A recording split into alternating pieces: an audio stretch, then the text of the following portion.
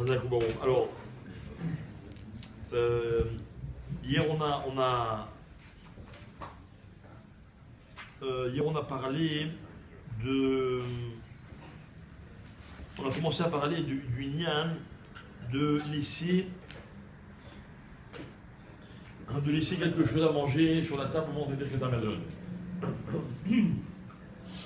Alors moi je vous ai rapporté que c'est parce que dans Birkat Hamazon on dit Kol Maché au Tarnou Yé Bracha. Tout ce qu'on a laissé, que ce soit pour la bracha. Alors terme juste un petit approfondissement supplémentaire. Il y a marqué dans le Zohar que la bracha en bracha shora al davar rek. Que la bracha elle vient pas sur quelque chose qui est vide. Je me rappelle qu'un jour quand j'étais gosse, quelqu'un m'a fait un porte-monnaie ou un portefeuille, je sais pas quoi, et il m'a mis une pièce dedans. Et il m'a dit non, on n'offre pas un portefeuille vide, parce que, alors, peut-être c'est par rapport à ce Zohar, qui dit que la bracha elle vient quand il y a déjà quelque chose. La bracha c'est que Hachem il vient et il rajoute encore autre chose sur ce qui existe déjà. Donc quand moi je fais la bracha de Birkat Hamazon, s'il n'y a rien sur ma table, Chazvé Shalom, alors quand la bracha ne va pas venir, on demande le Rav, mais on voit qu'il y a plein de gens qui débarrassent la table et qui les font une table propre avant Birkat Hamazon. D'accord? Alors en vérité, le Rav explique que les maasés, c'est qu'il y a un Inyan, quand on a terminé de manger, de toujours laisser quelque chose, au cas où un pauvre viendrait et qu'il nous demanderait à manger. D'accord? Donc ça veut dire qu'en d'autres termes, quand je mange, je ne dois jamais manger tout ce que j'ai. Toujours laisser quelque chose. Et sur ce reste-là, Machéo Tarnou, il y a l'ivracha. Sur ça, je mérite de recevoir une bracha. Donc je peux dire à Hachem, j'ai mangé, mais dans la bracha. A priori, moi je me suis toujours demandé, quand on dit que Birkat Hamazon, pardon, on demande la bracha, on dit que c'est bien pour la parnassa Birkat Hamazon. Je me suis toujours dit, mais enfin, la bracha, elle vient de manger, elle a le ventre plein, elle demande déjà pour avoir encore. A priori, c'est pas le meilleur moment pour demander. Quelqu'un, il vous donne un cadeau, vous dites, bon, l'année prochaine aussi, attends, je vais t'offrir un cadeau. C'est que Dafka, quand on a mangé et qu'on est doeg, on se soucie de laisser quelque chose pour le pauvre, alors dans ces cas-là, on mérite la bracha. Alors le Rav dit que, donc du coup, si j'ai rien sur ma table, mais que j'ai dans mon garde-manger ou dans mon frigidaire quelque chose au cas où viendrait un pauvre pour lui donner, sur ça on peut dire Machéo Tarnou et Livracha, même si ce n'est pas sur la table. Voilà pourquoi ce n'est pas une halakha qui est incontournable. Première chose. Deuxième chose, hier on a commencé à parler, ou avant-hier, des miettes. D'accord? Donc, il faut savoir, Moraï Rabotaï, il y a marqué comme ça, attendez que je vous retrouve le texte, qui nous dit que quelqu'un, Kolamea Bed, c'est marqué où? Bon, peu importe, on ne trouve pas les mots précis de la Gemara, que celui qui met à bed, je ne sais plus si la Gemara dit pirourin ou bien lechem beyadaïm, a laissé cacher les aniout. Cacher les aniout. Alors écoutez bien cette histoire de quoi il s'agit.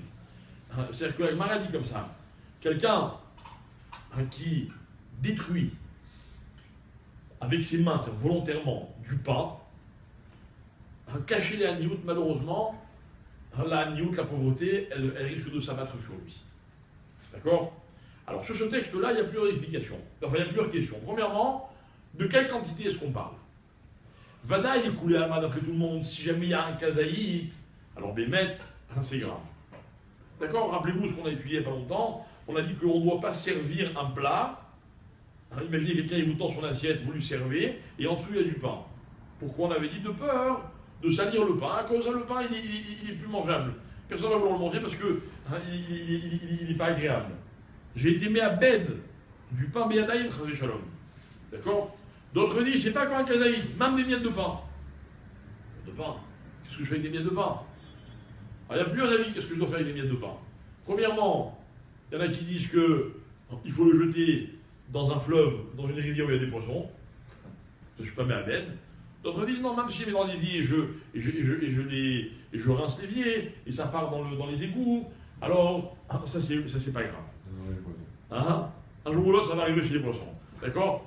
Maintenant, les maasés, le Rav dit comme ça, la halakha, en fait, voilà ce que la Gemara veut dire. Mais Abed Beadaïm, c'est quelqu'un qui est mésalzel. D'accord? C'est-à-dire qui méprise. Alors comment on méprise du pain? Il y a deux cas qui sont recensés. Le premier, c'est qu'on marche dessus. Donc il y a des miettes de pain, moi je marche dessus. Et ça, tout le monde est d'accord pour dire que c'est cacher la niout, de marcher sur des miettes, premièrement. Deuxièmement... Donc automatiquement, ne pas jeter par terre. Voilà. Deuxièmement, parce que là-bas, la Gemara, la Mishnah, elle ramène la marloquette Bet Shammai et Bet Hillel. Est-ce qu'ils faisaient d'abord Maïm Acharonim ou d'abord ils balayaient? Donc imaginez, ils ont mangé, à l'époque, ils n'avaient peut-être pas les mêmes conditions que nous pour manger, etc. Autour de là où ils mangeaient, il y avait des miettes. D'accord? Maintenant, quand ils faisaient Maïm Acharonim, ils faisaient par terre également. D'accord? Après, il y a marqué, il faut apprendre à marcher dessus, etc. Maintenant, celui qui verse Maïm Acharonim sur les miettes, c'est de l'eau tamée. Voilà que c'est un zilzoul. D'accord? Il méprise, enfin, il dégrade ces miettes-là. Là-dessus, il dit attention, celui qui met à bête et à daïm, cachez la niout. C'est dangereux, c'est pas bon pour la parnassa. D'accord? Donc ça veut dire qu'en fait, moi, à quoi je dois faire attention? Je dois faire attention à ce que les miettes de pain, elles n'aillent pas dans un endroit où on marche dessus, ou bien alors on les rend tamées de façon volontaire. Ça voudrait dire donc que si je les prends, je les soigneusement, je les ramasse et je les mets dans une poubelle, alors il y a Choliot que c'est pas de ça que la Gemara parle. Donc si vous voyez quelqu'un qui ramasse ses miettes, qui les met à la poubelle, ne criez pas au scandale, ou n'ayez pas peur tout de suite que ça batte sur cette personne les catastrophes qu'on peut imaginer, pas du tout. Par contre, quelqu'un qui fait pas attention, alors là, c'est pas bien. Ok? Moi je me rappelle que j'avais un grand-père à la vache à l'homme, au Hachem, il avait une belle situation, et il disait toujours, parce que chez moi il n'y a jamais eu de miettes par terre. Et moi je me rappelle ma grand-mère a passé son temps à balayer, jamais on marche sur des miettes de pain. Voilà, c'était pas des gens érudits, mais ils faisaient hyper attention à ça. D'accord? Et le Makor, il est dans cette Gemara là. D'accord? Donc c'est important de faire attention tout le temps à cette chose-là. Ok? Enfin, autre dernier minag pour le Birkat Amazon, comme vous le savez, certains ont l'habitude de couvrir le couteau qui resterait sur la table au moment de Birkat Amazon. D'accord? Alors, à l'origine, à l'Alacha, c'est pour un couteau en métal. Pourquoi c'est pour un couteau en métal? Parce que Shulchan Doméné Misbéach, et Misbéach, rappelez-vous, l'Otivné et Behen Gazit, on n'avait pas droit de construire le Misbéach avec du fer, parce que le fer sert à faire des armes qui servent à enlever la vie, alors que le Misbéach, au contraire, la Gemara est là pour rajouter de la vie. Donc Shulchan Doméné Misbéach. Donc la question qui se pose, c'est si c'est un couteau en plastique, est-ce que je dois l'enlever, le couvrir ou pas? Il y en a qui sont marqués de couvrir même le couteau en plastique. Il y a une deuxième raison qui est importante dans la Gemara, c'est qu'un jour. C'est pas bien raison à ce moment-là, on va pas ça, on devrait pas. Ben, ça a besoin pour manger.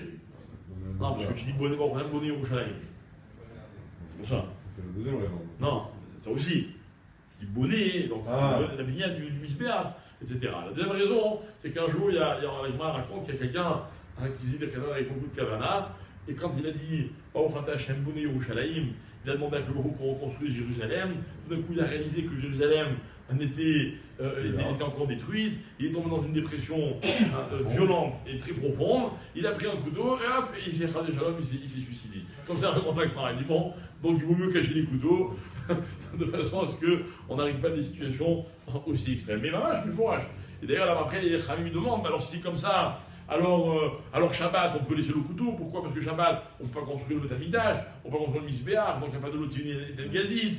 L'autre Bouni au Shalaïm, il va se dire bon, bah, j'attends Shabbat, après Shabbat, peut-être que Hachem va construire le Beth Amikdash. Mais qui sourd? Ok, après les possibilités. Alors la nuit aussi, parce que la nuit aussi, c'est absurde de construire le Beth Amikdash pendant la nuit. Mais qui sourd, ça reste une halakha à laquelle c'est bien de faire attention, d'enlever le couteau au moment du Birkat Amazon, mais la halakha elle dit, on n'a pas besoin de faire attention à ce minag, Shabbat et Yom Tov. Pour les raisons que je viens de vous expliquer, on ne peut pas construire le Beth Amikdash à ce moment-là. Mincha, 16h30, nous comptons sur votre présence.